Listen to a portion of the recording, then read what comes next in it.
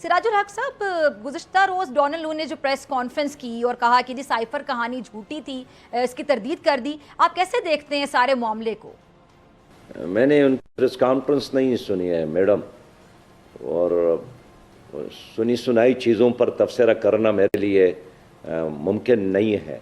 इतना ज़रूर कहता हूँ कि एक बहुत संजीदा मसला है, तो मुनासिब यही है कि कोई आला अदालती कमीशन बनाया जाए, सुप्रीम कोर्ट के तहत बनाया जाए, और ये देखे कि इसमें सच क्या है और झूठ क्या है, हक क्या है और बातिल क्या है, दूध क्या है और सिराज पानी साहब, कहाँ है। डोनाल्ड लू ने जो कांग्रेस कमेटी के सामने तो इंतखाबात में बेज़ाब्तियों पे भी सवालात उठाए हैं, तो उनका बयान कितनी अहमियत का हामिल है आपके मुताबिक?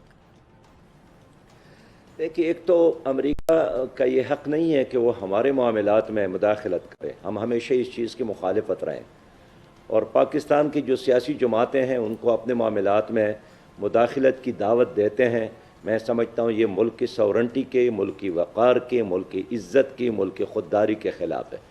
बाकी जितने बैनुल-अक़वामी इदारे हैं, आप टाइम ले ले, आप फाफिन ले ले, आप दूसरे इदारे ले ले, सब ने इस इलेक्शन पर अदम एतमाद का इजहार पहले से किया है। बाहर के जो इदारे वाच करने के लिए आए थे उन्होंने भी जाते वक्त अदम एतमाद का इजहार किया, इसमें तो कोई शक नहीं है।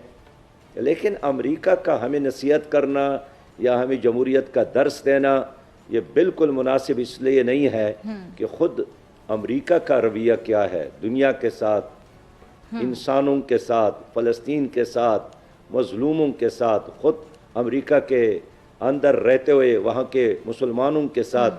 मैं इसलिए समझता हूँ कि वो हमारा उस्ताद बनने की कोशिश ना करे। हमारा मुल्क है, हम खुद जानते हैं कि क्या हक़ है और क्या। अच्छा सिराज साहब, इस हवाले से एक और चीज़ ये कि ये सब पर हुकूमती मौक़िफ़ तो ये है कि इसमें 2 साल कैद की सज़ा भी सुनाई जा सकती है, तो क्या ऐसा मुमकिन है? देखिए, सज़ा देना और न देना ये अगर प्रेस कॉन्फ्रेंस के ज़रिए हो और वज़ीर इत्तलाआत ही उसका फ़ैसला करे तो इसका मतलब तो ये हुआ कि फिर यहाँ अदालतों को बंद करना चाहिए, दरवाज़ों को ताले लगाना चाहिए। हमारा तो ये ख्याल है कि एक अदालती निज़ाम मौजूद है और ये ऐसे अहम मसाइल उसी पर छोड़ना चाहिए। अगर वज़ीर इत्तलाआत पहले से फ़ैसला करे कि फ़लाँ को 2 साल और फ़लाँ को 5 साल सज़ा मिलनी चाहिए, ये न इंसाफ हुआ, न अदालती कार्रवाई हुई। मैं समझता हूँ कि ये तो जंगल में भी ऐसा नहीं होता है कि पहले ऐलान हो जाते हैं और बाद में केसेस चलाए जाते हैं। अच्छा, जो मुल्क गर्दिश जद में सिराज उल हक साहब, हम मजीद मांगने के लिए कोशिश में और सख्त शराइत का भी सामना है, लेकिन डू मोर का नारा ख़त्म होने को नहीं आ रहा है, तो मौजूदा हुकूमत हालात से बेहतर डील कर पाएगी? क्या एक्सपेक्टेशंस हैं? कुछ मुख्तलिफ होता नज़र आ रहा है आपको?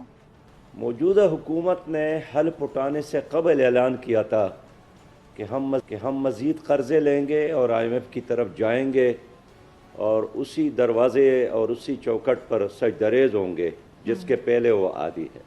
हाल ये है कि 23 बार हमने IMF से प्रोग्राम लिए हैं, कर्ज़े लिए हैं, और हर कर्ज़ा जब हम लेते हैं वो अल्लू तलल्लू पर ख़र्च होता है। तरक्की और आगे बढ़ने की बजाय हम पीछे हटते हैं, और फिर मज़ीद कर्ज़ा और फिर मज़ीद कर्ज़ा।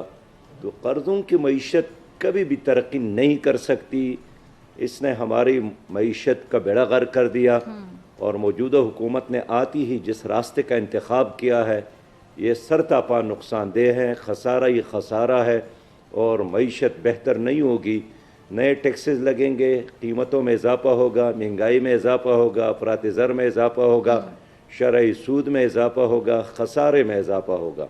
इसलिए हम यही चाहते हैं कि मौजूदा हुकूमत अल्लाह पर तवक्कुल करते और सूदी निज़ाम को छोड़ते, IMF को अलविदा कहते, और उसकी जगह करप्शन, गैर तरक्याती अखराजात कम करते, करप्शन का ख़ात्मा करते, और सूदी निज़ाम की बजाय उशर और ज़कात का निज़ाम नाफिज करते।